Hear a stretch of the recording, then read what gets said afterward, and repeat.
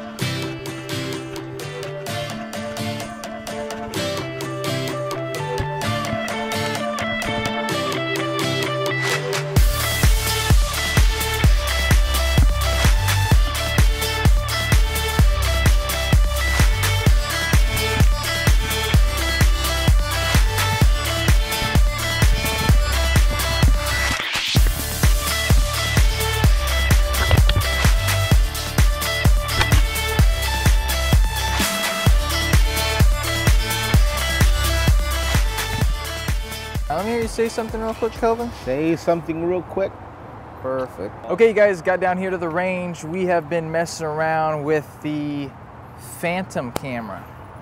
Right there, that boy that's on this weird it looks so device. Ghetto. It's a $60,000 camera that's held on by a rotator band. And a really rusty weight, might I add. Yeah, very rusty, heavy counterweight. So Kelvin, how many frames per second can this camera actually see impact at? We can go up to 100,000, but it's a real tiny amount. So we've been shooting at either 20,000 or about 10,000. Gotcha. Kelvin's actually one of the few instructors that actually likes to look at impact between face and the ball while it's happening in a more dynamic fashion than even, let's say, TrackMan or Flight Scope, where Kelvin, they're actually kind of seeing what the ball does, tracking the ball, and then using algorithms to try to figure out what's happening with face angle and path.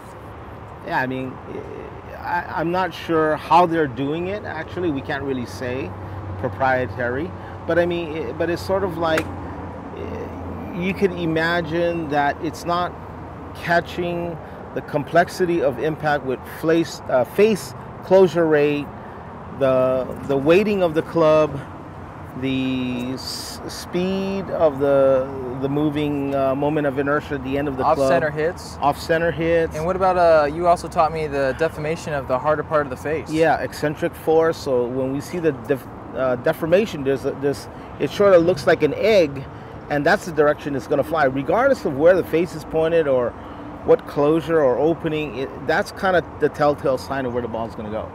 Gotcha. So TrackMan, it doesn't count for closure rate, off-center hits, especially with even the diving down of the club. Remember when you hit your low spinner, the club really dives down and the face appears to open a little bit.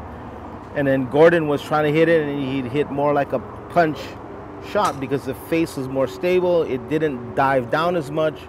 Therefore, the spin created was a bit less. Yeah, because what you've seen with the Phantom camera right here, and we'll throw up some images, is that face angle can change during impact and path can change during impact. And what you were just saying was angle of attack can change during impact as well. Angle of attack is very variable and dynamic. And can we throw up, Kelvin, my my low spinner and my flop shot, perhaps? Yeah, let's go and see.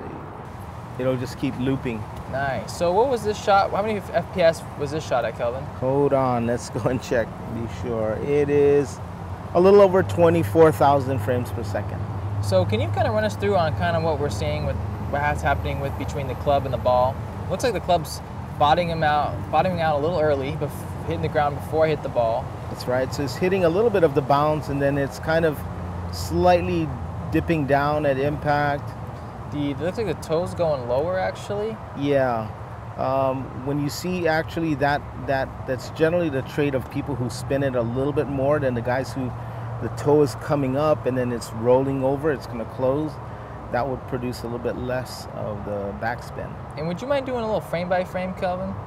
Maybe just during impact? Maybe around 4. Yeah, about that. Yeah, fourth groove. Fourth groove. You can see the club is going down. That was about a medium height pitch, basically a standard medium trajectory pitch shot. So put a little origin line so you can kind of see. Maybe we'll just put it right on that little ding on your club there, and then you can see how as he hits it, the club really drives downward. Yeah, it's actually, yeah. It's increasing its angle of attack. Angle of attack. So it's going down really slightly at this point, and then as soon as it hits the ball, it really takes a sharp turn downward. So again, that's what creates more backspin than the guy who's already bottomed out and hit it up. So maybe we should look at. Maybe do my low spinner or my slightly thin shot. So here's another one. I hit just slightly thin, but actually would have been a okay shot. It didn't go too far, but we're gonna see a different contact point on the golf ball. This one's hitting about almost like 1/3 of the golf ball, huh, Kelvin? Yeah, and it's hitting the leading edge is pinching into the ball, and then it's really being driven down. And again, this does create backspin. The little pinching down is actually compressing the ball more directly, and so it does shoot out. And I remember that ball shot out pretty low. Yep. Or extra low. And then the face, does it de-loft a little bit sometimes for these low spinners? Yes, it does. A little bit of de-lofting is actually helpful to keep that club on the ball a little bit longer, and then it's also like driving down and using the grooves to kind of rip at it a little bit more. So now I'm hitting it slightly lower than the last one. You can see that toe dip down more, slightly being de-lofted at the club. It's really cool for me when I was hitting these shots to actually come back here and see what was happening actually with contact, angle of attack, and how much that affected the trajectory and spin. Yeah, and then this one you don't have the leading edge digging in, so you got just the right amount of height.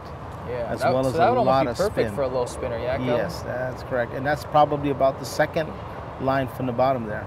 Yeah, slightly thin, which is gonna. Yeah, that's pretty sweet. Okay, you want to show them the high lob now?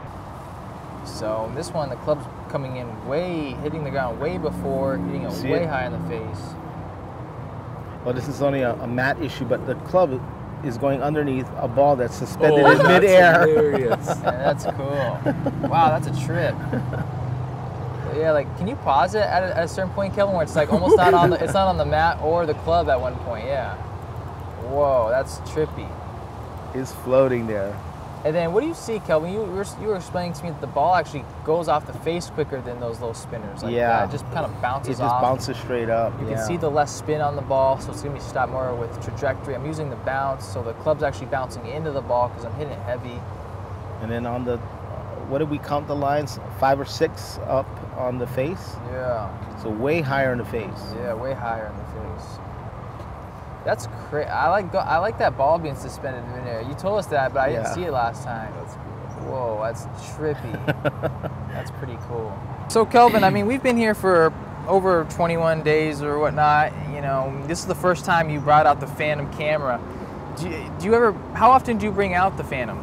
Rarely. I've been so lazy to pull it out. But I mean, my last trip I took in February, I took it to Florida. And then after my friend had sent it back to me, I never opened up the box. So that's February till now. Yeah.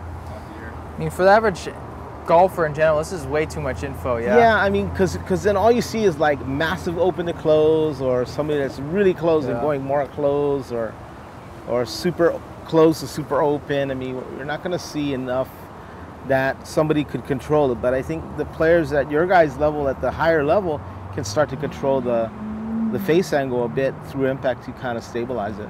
Gotcha. And even change the path, which we haven't even done. We should do some path, because then you can get a fine tuning on your path and really see it in the way it is. Now, Kelvin, when you first started working with the Phantom camera, what was the biggest piece of information that you learned after using it? Well, first of all, when I first started using it, I had no idea what was really going on.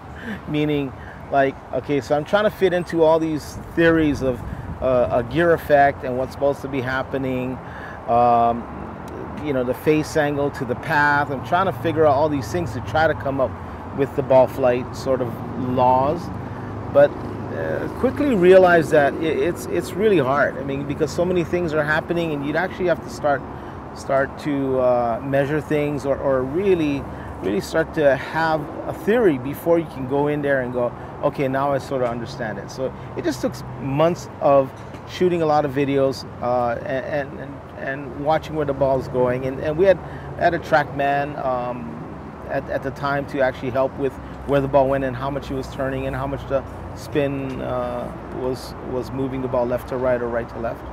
So that I mean, it was just a process of going, okay, everything's bunk, and then let's start from scratch and go, where's the ball going? And so a lot of maybe time just spent looking at things and going, why is that? Why is that? Why is that? You know, rather than, you know, kind of saying I knew already. No, it was, I mean, I still don't know some things that go on that are really confusing. So made it down to the range with Kelvin, you know, and one of the reasons, or the main reason I came here, was I found he's got some YouTube videos, some articles online, and basically it was the most detailed information on the swing that I'd ever seen.